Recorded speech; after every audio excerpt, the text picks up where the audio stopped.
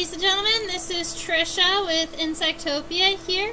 We are looking at a western Dobsonfly right now.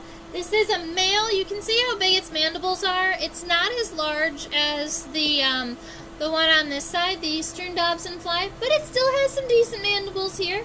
This specimen was actually collected in Arizona. Let me check. In Arizona in 2009. So this specimen was collected on my first road trip west. That was a great trip. We're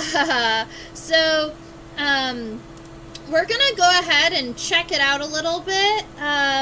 If I have a number of really interested people, then we will go ahead and sketch it today. And if not, I am okay with putting this specimen off next week. I think this weekend seems to be a busy weekend for a lot of our followers. I've had a couple messages come in saying they aren't going to be able to make it tonight. So, this is our friend, the western Dobsonfly. The species on this is Corydalis. I believe it's Texanus.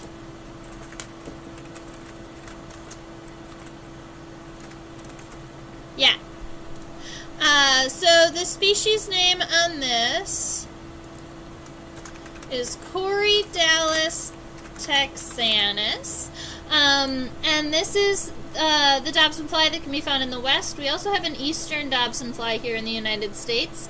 I absolutely love the coloration on the back of the head and the pronotum here. I think that this is really beautiful.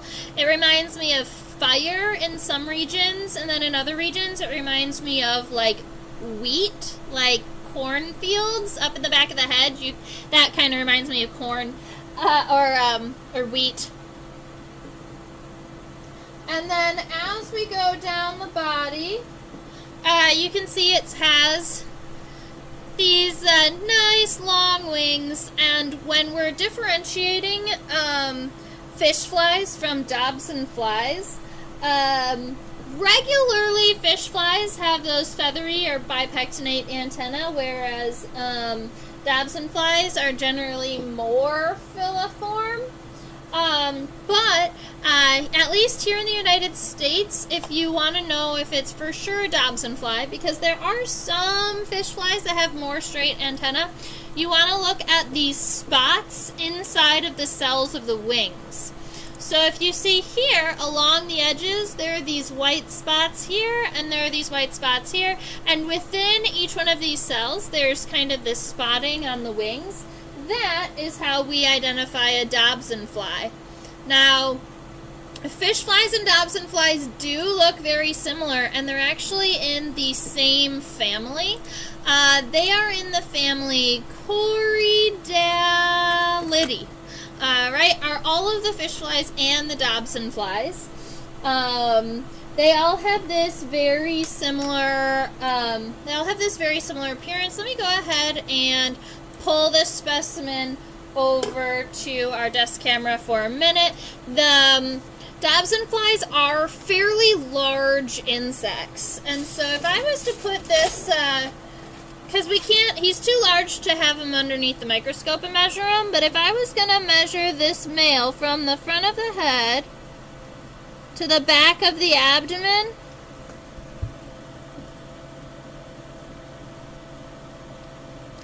if we was measuring to the back of the abdomen and not the back of the wings, I would say he's about 4.5 centimeters long.